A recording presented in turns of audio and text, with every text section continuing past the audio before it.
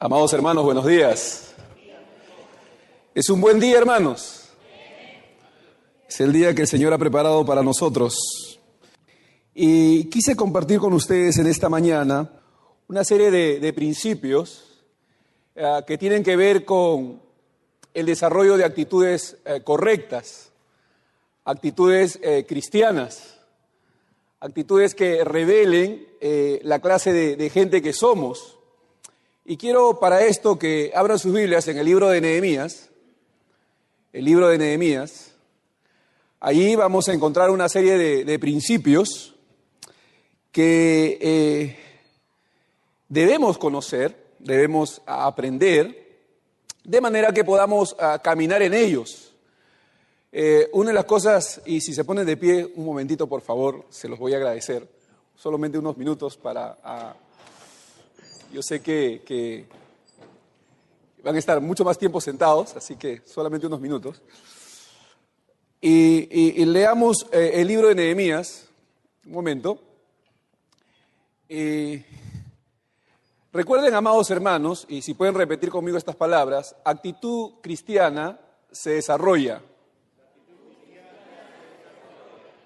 Y conducta cristiana se aprende.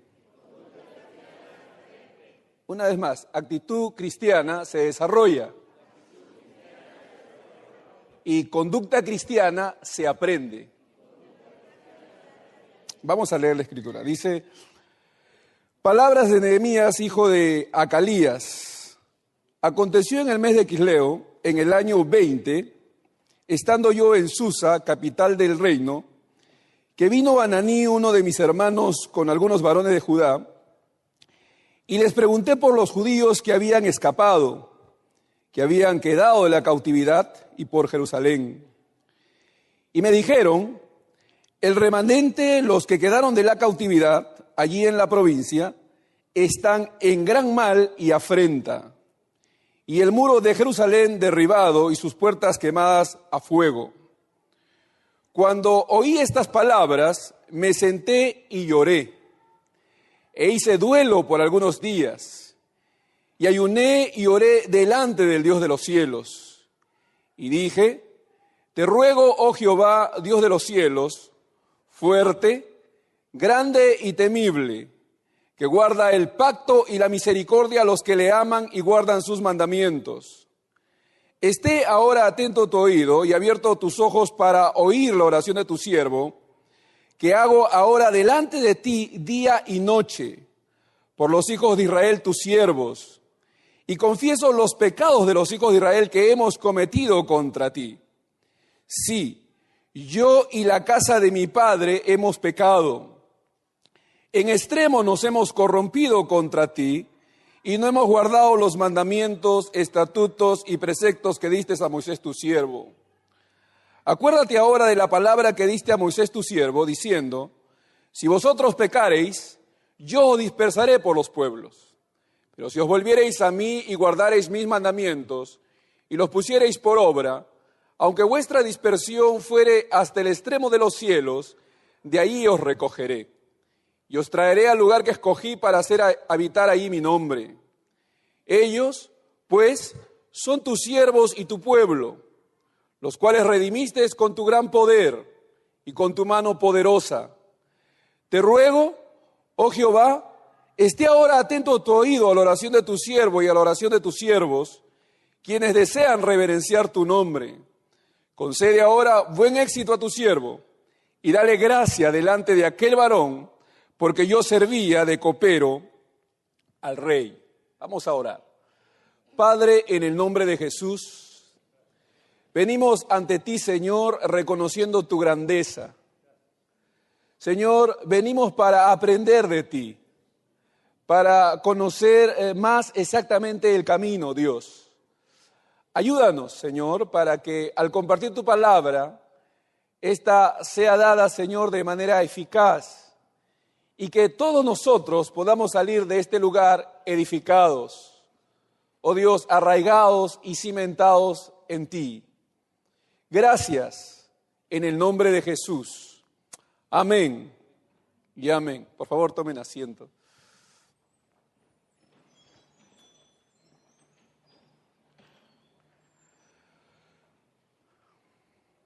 Hay algunas cosas que debemos tener presente y que tienen que ver con la vida cristiana. Recuerden que nosotros tenemos un estilo de vida distinto, o debemos tener un estilo de vida distinto al que tiene el mundo, aquellos que no conocen a Dios. La Biblia nos muestra con claridad, amados, de que el amor de Dios ha sido derramado en nuestros corazones. ¿Cuántos creen esto? El amor de Dios, dicen Romanos, ha sido derramado en nuestros corazones. Sin embargo, más adelante, Juan nos amonesta, nos exhorta para que caminemos en amor. La Biblia dice en el libro de los Efesios que somos luz. ¿Cuántos son luz aquí? Pero la misma Biblia también nos dice que debemos andar como hijos de luz. Y entonces, lo que la Biblia nos está mostrando por estos pasajes es que una cosa es lo que somos y otro es cómo nos conducimos. Y tenemos que aprender a conducirnos como lo que somos.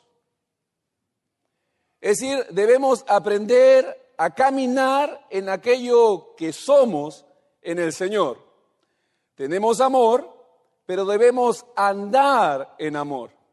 Somos luz, pero debemos andar como hijos de luz. Y entonces, aunque estamos en una posición correcta con Dios, debemos aprender a conducirnos como aquello que somos. Y la manera de asegurarnos, de aprender, de conocer cómo debemos conducirnos, es la palabra de Dios. Y Dios siempre nos instruye, amados hermanos, por ejemplos. Dios nos enseña por medio de ejemplos. El apóstol Pablo le dice a los tesalonicenses que ellos habían visto cómo ellos se habían conducido y estos estaban procurando conducirse también de la misma manera.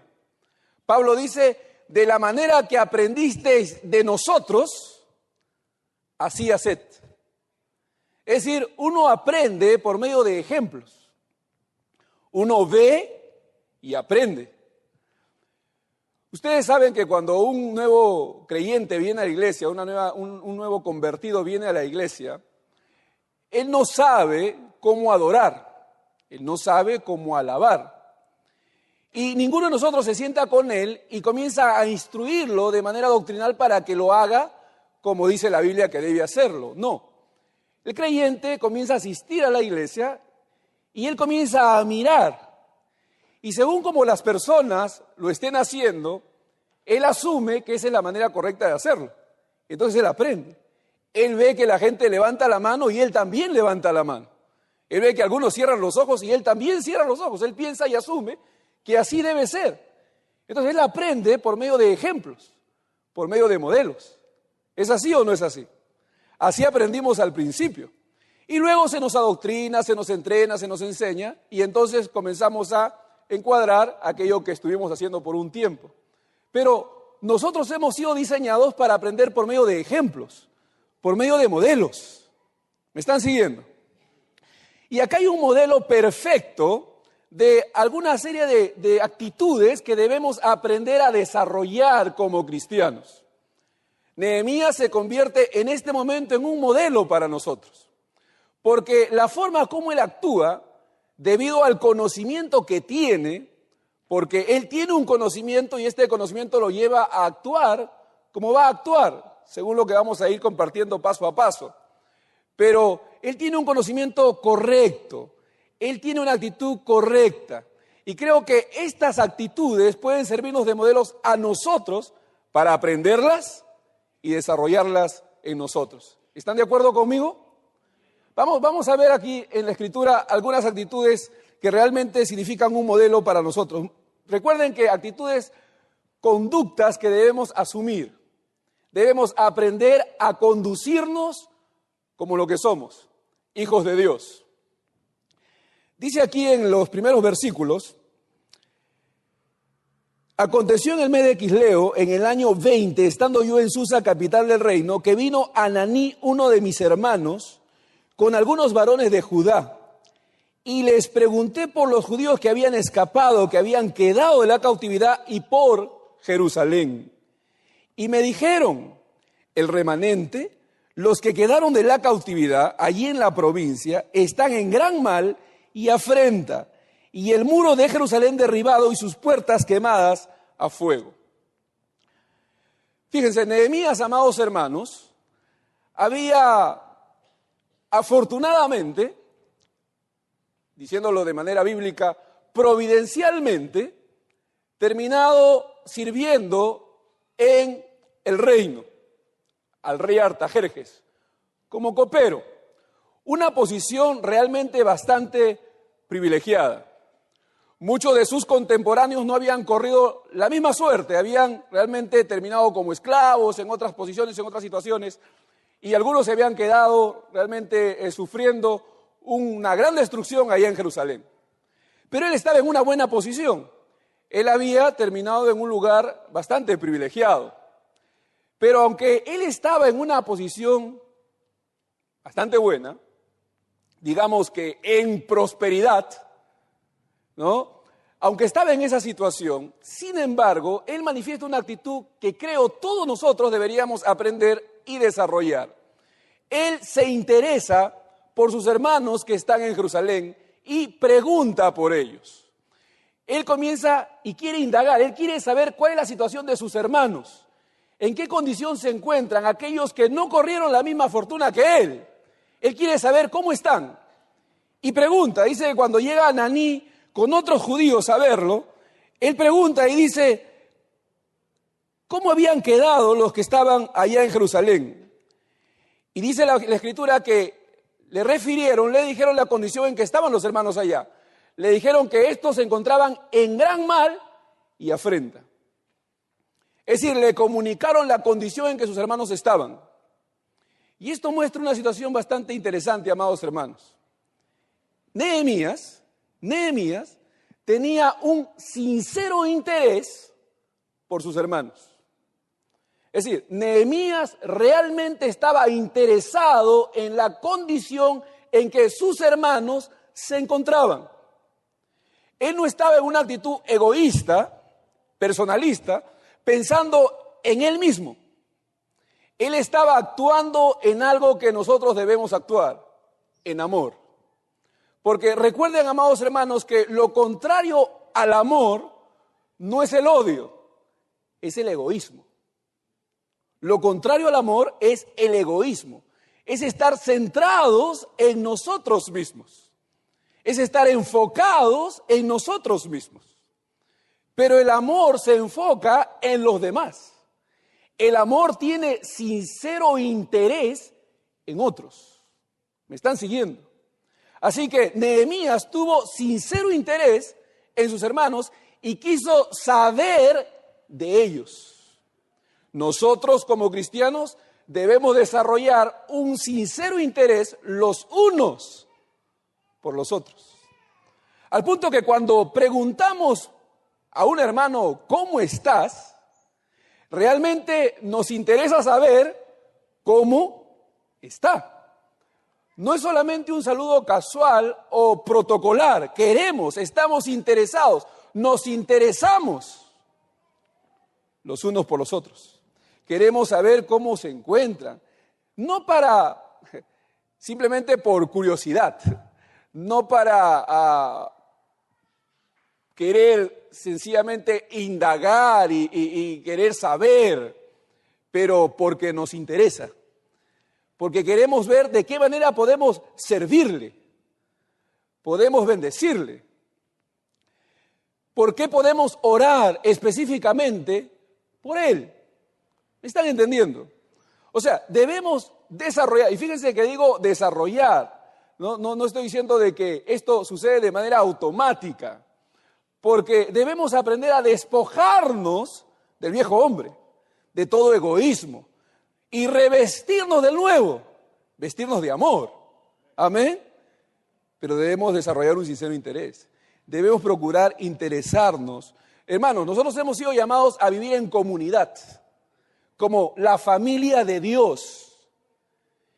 Y el viejo hombre se centra en sí mismo. El viejo hombre lo único que le interesa es su propio bien. Nosotros caminamos revestidos del nuevo hombre, buscando el bien de los demás. Porque en tanto damos, más recibimos. Hemos aprendido ese principio. Y entonces tenemos que aprender a interesarnos, no solamente de manera casual, no de manera simplemente social, para quedar bien, pero tener interés.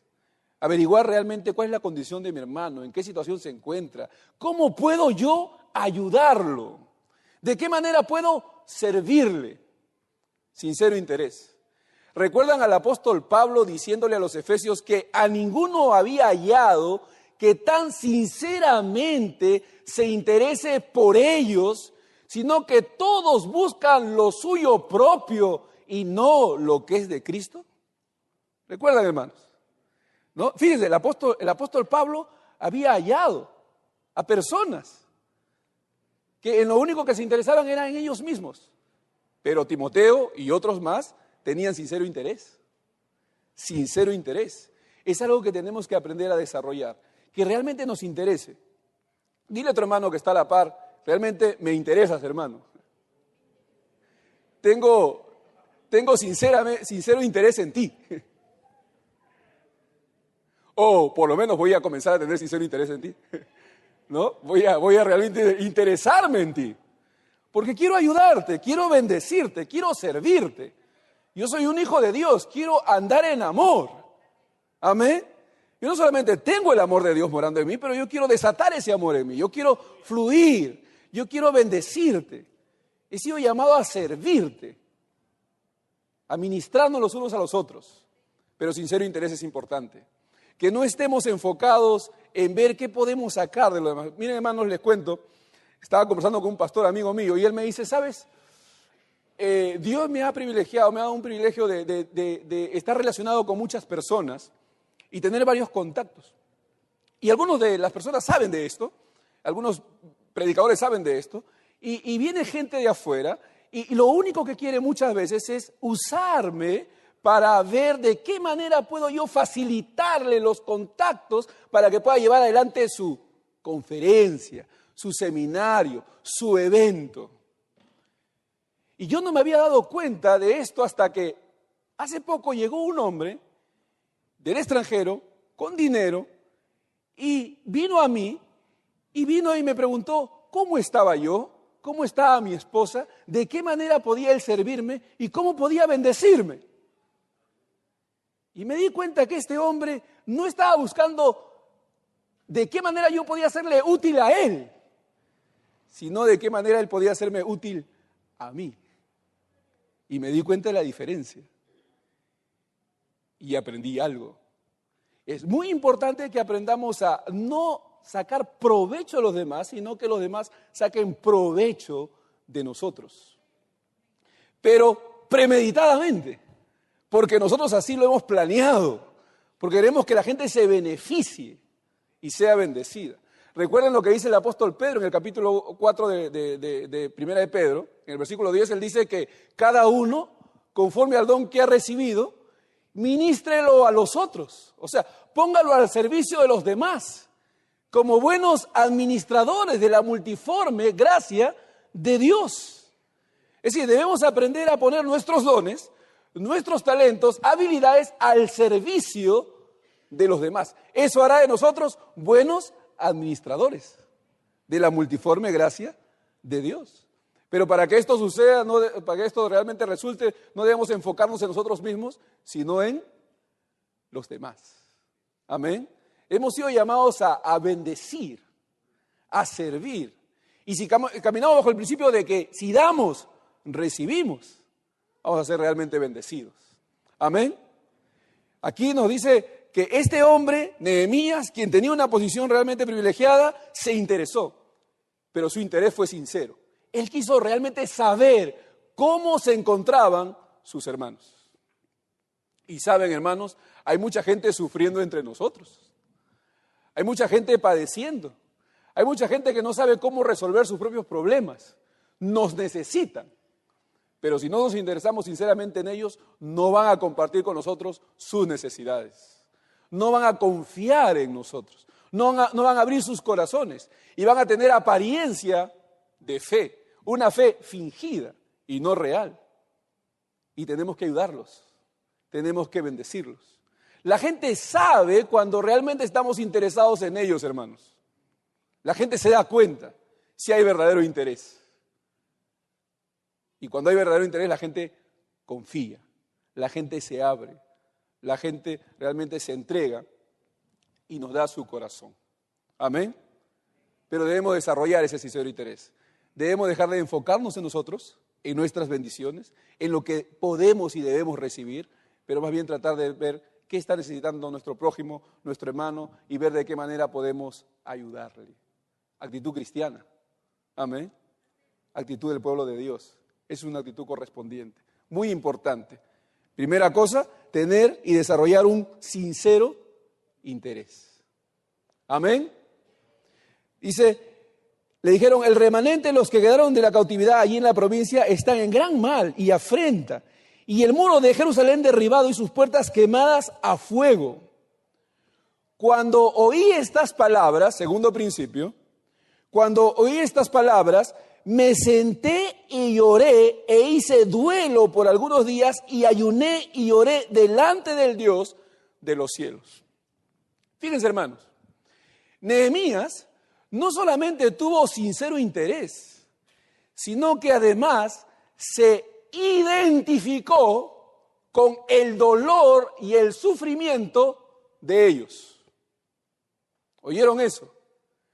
Él no solamente tuvo sincero interés, él se identificó con el dolor y el sufrimiento de sus hermanos. Es decir, él hizo suyo ese dolor. Él hizo suyo ese sufrimiento. La Biblia dice en el Nuevo Testamento que debemos llorar con los que lloran y reír con los que ríen. Amén. Debemos aprender a identificarnos con el dolor y las alegrías de nuestros hermanos. Es decir, si nuestro hermano está alegre porque ha recibido alguna bendición, no sentir envidia. Por el contrario, gozarnos con ellos. Pero si nuestro hermano está sufriendo, también sufrir con ellos. Llorar con ellos.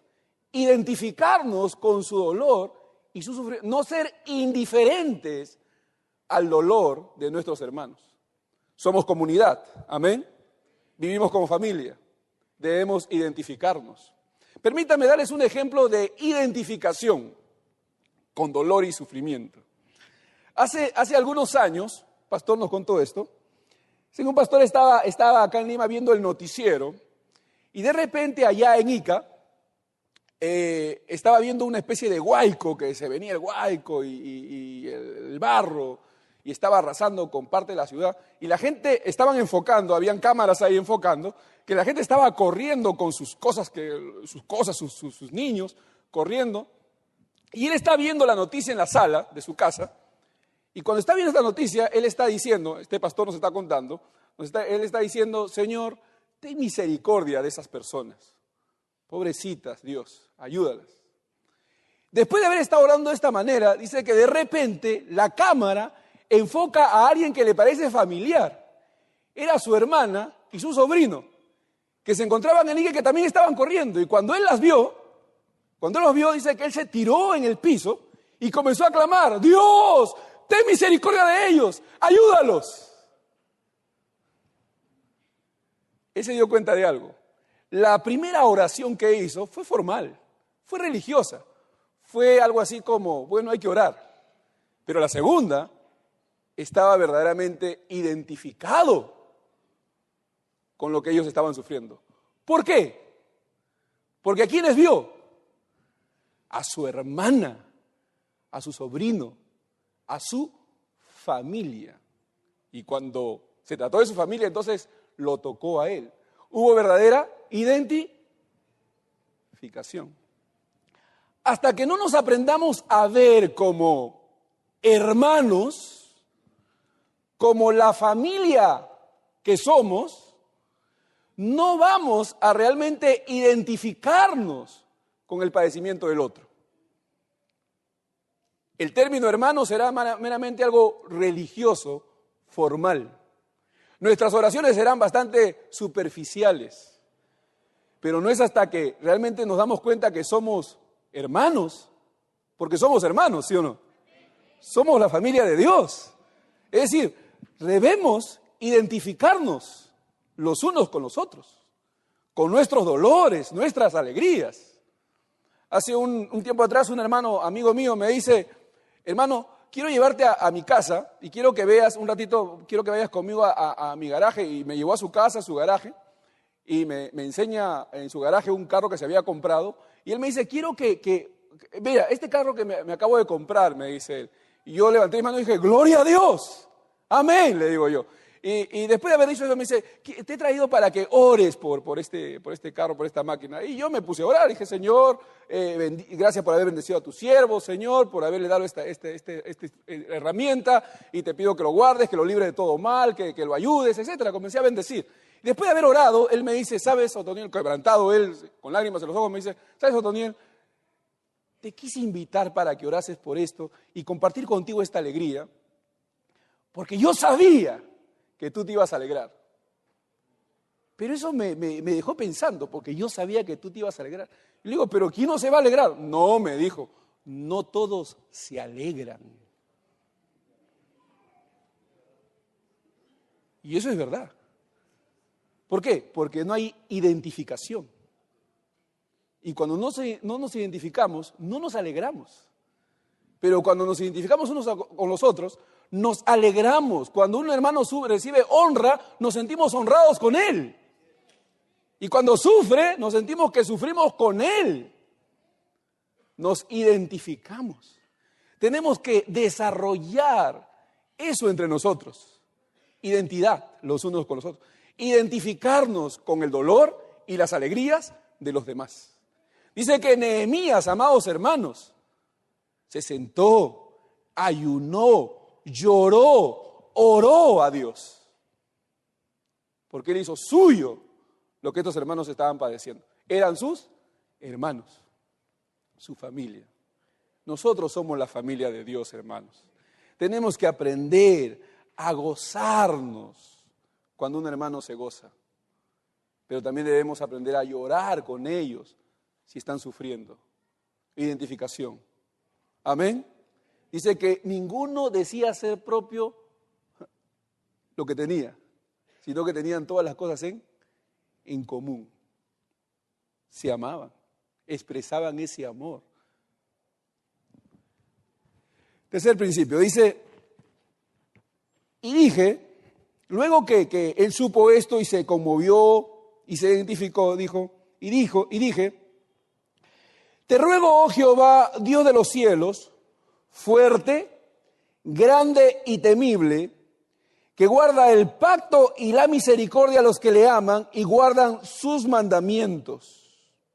Esté ahora atento tu oído y abierto tus ojos para oír la oración de tus siervos. Fíjense, hermanos. Normalmente cuando uno tiene un problema o una situación difícil o alguna dificultad se presenta, usualmente cuando nos dirigimos a Dios, la oración que sale de nuestra boca, ¿cuál es? Señor, ayúdame, ¿sí o no? Seamos honestos, todos oramos así, ¿no? Al principio, cuando hay algún problema, alguna necesidad, alguna dificultad, las primeras palabras que salen de nuestra boca es la de un clamor, una solicitud inmediata a lo que estamos padeciendo. Nehemías no actuó así. Nehemías tenía conocimiento de Dios. Cuando Nehemías se presenta delante de Dios, después de enterarse de la situación, lo primero que hace es reconocer la grandeza de Dios. Lo primero que hace es reconocer que Dios sigue siendo Dios y que Él está sentado en el trono, que Él sigue señoreando. En otras palabras, que Él tiene el control, que nada se le ha escapado de las manos. Es decir, Él adora, Él reconoce al Señor. Él dice, te ruego, oh Jehová, Dios de los cielos, fuerte, grande y temible, que guarda el pacto y la misericordia a los que le aman y guardan sus mandamientos. Es decir, no le atribuye a Dios injusticia. Ustedes saben, ¿no? Cuando uno tiene un problema, lo primero que... Señor, ¿por qué has permitido? ¿Sí o no? ¿No? Siempre estamos con un reclamo ahí, ¿no? Dios, pero ¿cómo es posible que esto me haya pasado? Así nos acercamos al Señor. Pero Nehemías tenía conocimiento, sabía que no hay mal que venga sin causa. ¿Entienden eso? O sea, Nehemías tenía conocimiento de Dios. Y él adora, reconoce la grandeza. Él acepta el señorío de Dios. Y una de las cosas que también debemos desarrollar es confianza en que cualquiera que sea la circunstancia o situación que estemos pasando, Dios todavía sigue siendo Dios. Él tiene el control de todas las cosas. No hay nada que se haya escapado de sus manos. Él merece reconocimiento y adoración, cualquiera que sea la situación que estemos pasando. Amén. ¿Está bien? La Biblia dice que debemos aprender a dar gracias a Dios en todo. Y no porque sea la voluntad de Dios lo que nos está pasando, sino porque es la voluntad de Dios que seamos agradecidos y confiados, cualquiera que sea la cosa que estemos viviendo. Amén. Este hombre tenía confianza, sabía quién es Dios y le adora. Las primeras palabras que salen de su boca cuando se dirige a Dios, después de haber llorado, después de haberse identificado, es: Dios, tú sigues siendo Dios. Confianza en Dios. Amén. Debemos desarrollar confianza y reconocimiento de Dios, cualquiera que sea la situación que estemos viviendo. No debemos atribuirle a Dios las cosas malas que nos pasan, porque toda buena dádiva y todo don perfecto desciende de lo alto. Amén.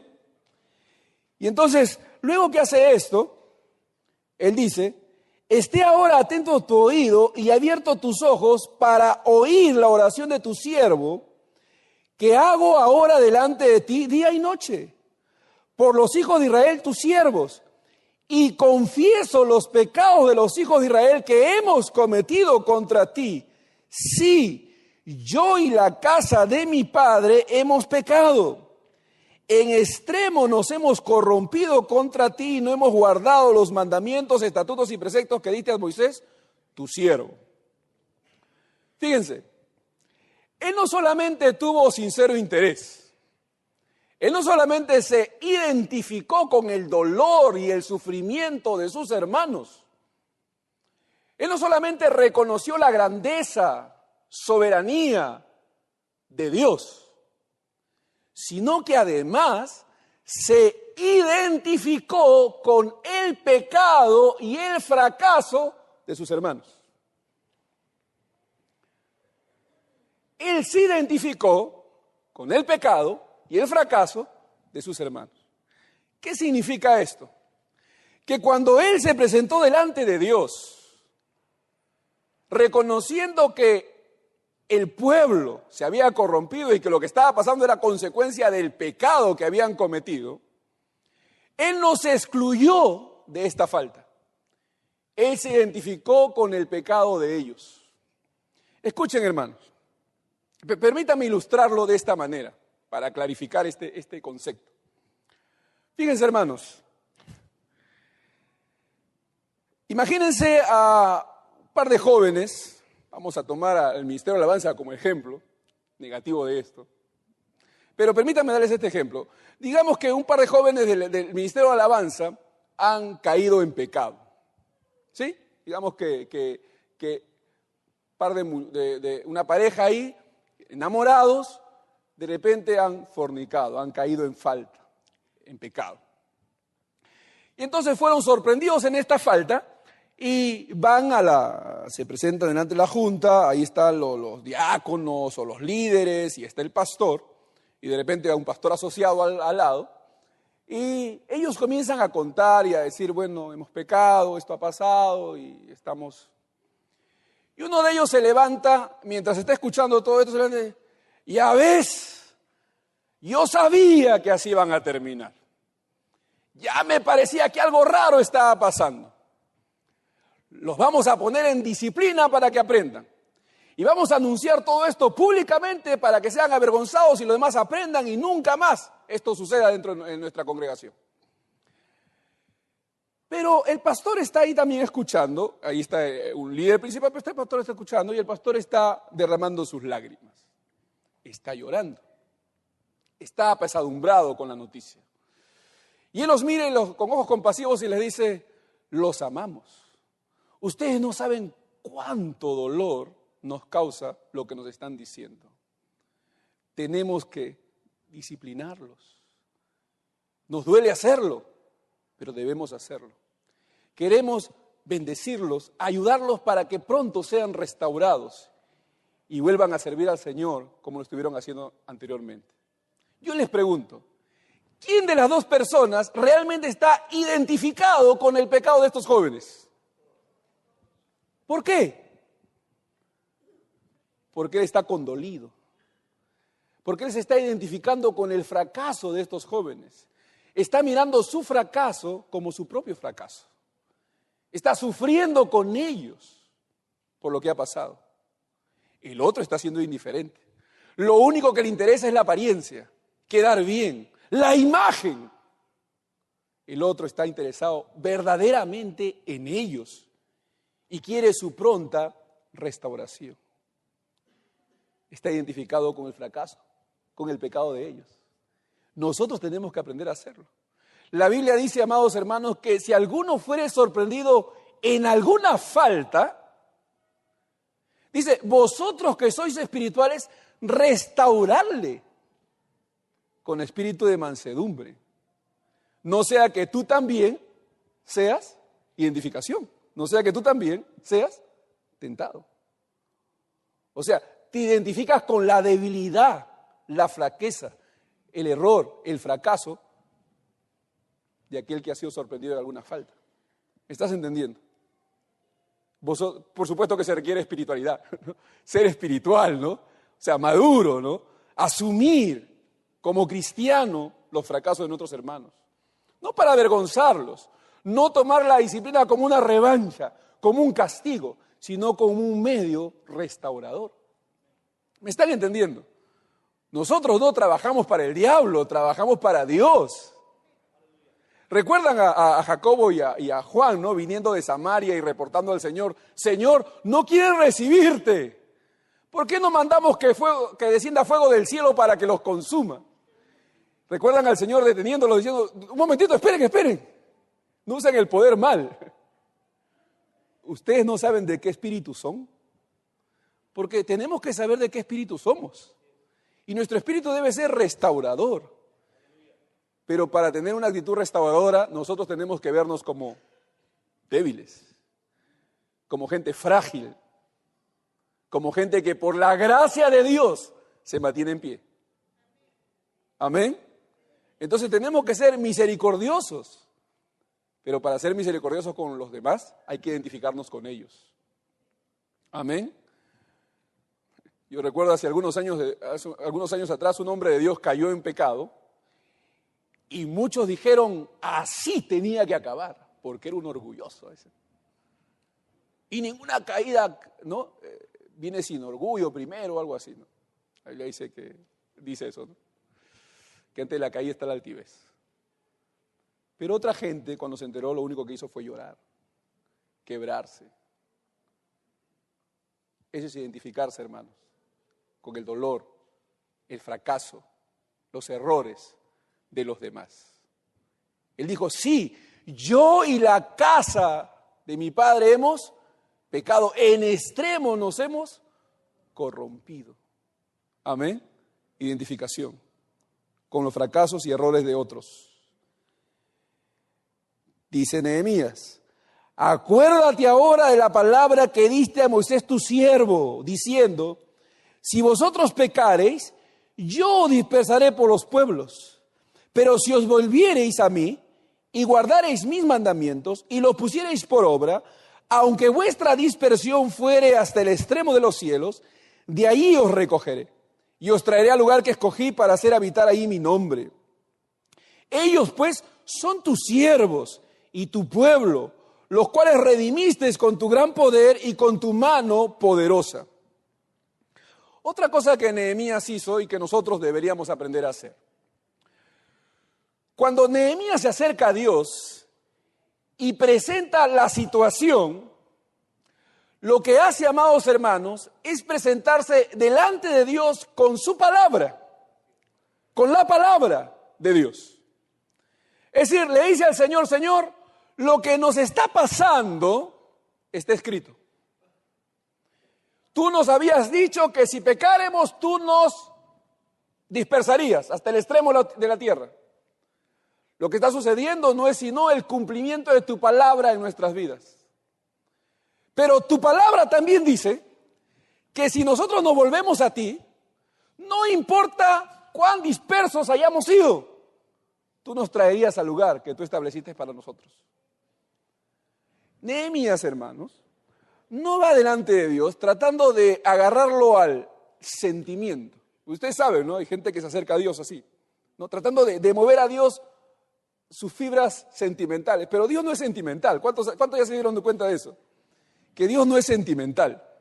Dios no actúa por sentimientos según nosotros actuamos, ¿no? Muchos dicen, si yo fuera Dios, los hospitales no existirían.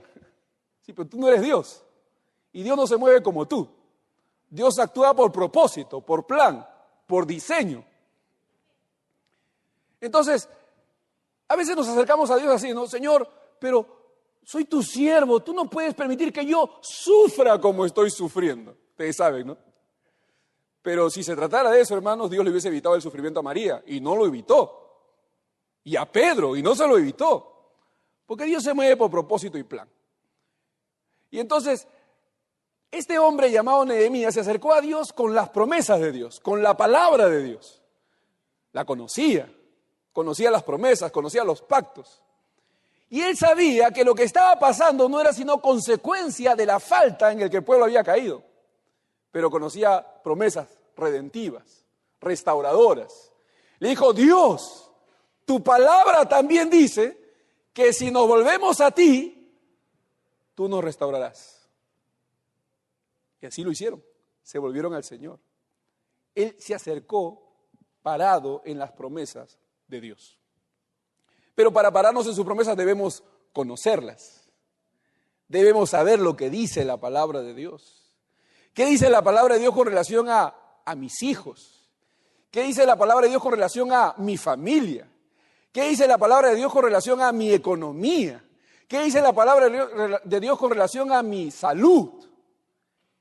Y según lo que dice la palabra de Dios, yo me acerco a Dios con su palabra. Amén. Yo tengo que aprender a acercarme al Señor parado en las promesas de Dios. Pero debo conocerlas. Amén. Entonces este hombre llamado Nehemías hizo eso. Tenemos que desarrollar una actitud consciente de las promesas divinas. Amén. Amén. De vez en cuando así sea, ¿no, hermanos? Dice, ellos pues son tus siervos y tu pueblo, los cuales redimiste con tu gran poder y con tu mano poderosa. Te ruego, oh Jehová, esté ahora atento tu oído a la oración de tu siervo y a la oración de tus siervos, quienes desean reverenciar tu nombre. Qué interesante esta palabra. Quienes desean reverenciar tu nombre. En otras palabras, están diciendo al Señor, Señor, te pido esto, no porque estemos enfocados en nuestra necesidad como algo primario, sino porque buscamos que tu nombre sea glorificado. Queremos que esto suceda para la gloria de Dios. Lo único que buscamos, Dios, es reverenciar tu nombre. Saben, dice en el libro de Santiago, que pedimos y no recibimos porque pedimos mal. Porque pedimos para gastar en nuestros deleites. Es decir, pedimos enfocados en nosotros y no en la gloria de Dios. Qué interesante que cuando el apóstol Pablo habla de guardarnos del pecado, habla de que debemos glorificar a Dios en nuestros cuerpos mortales, con nuestros cuerpos mortales. Es decir, que todo debe ser para la gloria de Dios. Es decir, yo quiero glorificar a Dios con mi cuerpo, quiero estar sano, para que con mi cuerpo yo glorifique a Dios. Yo quiero tener una estabilidad económica, quiero ser próspero para que Dios sea glorificado, para que la gente se pregunte, ¿quién está con él? ¿Quién es el que lo ha bendecido? Y yo pueda decirle, no he sido yo, es Dios. Es decir, que realmente todo sea para la gloria de Dios. Queremos reverenciar su nombre. Ustedes saben, a veces gente viene a consejería, matrimonios vienen a consejería y viene la esposa y dice, pastor, estoy cansada de sufrir. Mi marido es así, pastor. Yo ya no quiero sufrir así. Hable con él para que cambie. O voy a orar para que el Señor se lo lleve. Pero, porque quieren paz. Quieren tranquilidad. Y Dios quiere dársela, ¿saben? Dios quiere darle tranquilidad. Pero Dios quiere darle tranquilidad, primero porque es para su gloria y alabanza. Amén. Es decir, Dios quiere estabilidad en ese matrimonio para su gloria y alabanza. Dios quiere bendecir ese hogar para su gloria y alabanza. Y todas las demás cosas, solución, paz, tranquilidad, serán añadidas. Pero no es el enfoque. Amén. No es el enfoque. Buscamos primeramente el reino de Dios, su justicia. Y creemos que todas las demás cosas nos van a ser añadidas. Pero estamos enfocados en Dios, no en nosotros. Él honra a los que le honran. Amén. Nos enfocamos en Él, no en nosotros.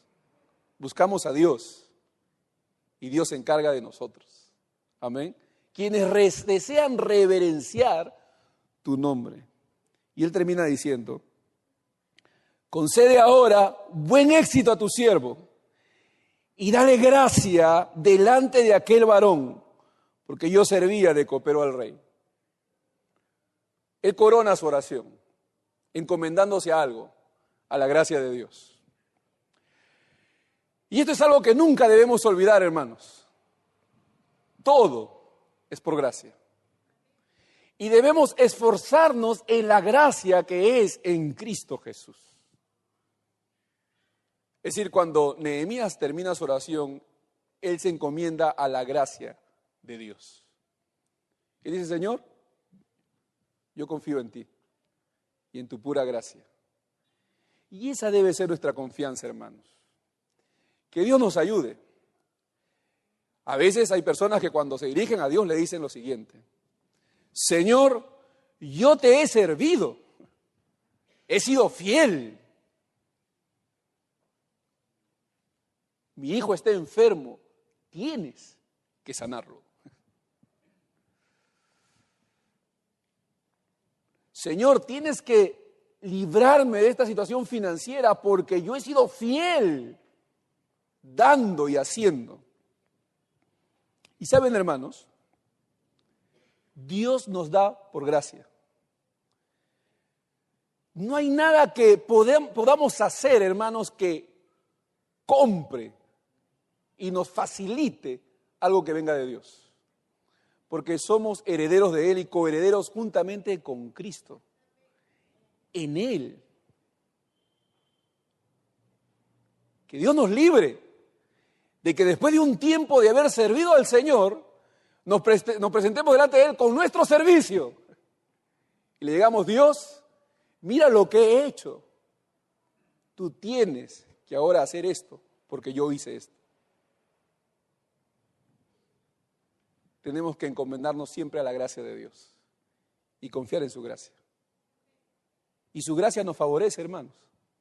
Nos ha favorecido. Amén. Todo lo que recibimos de Dios es por su pura gracia.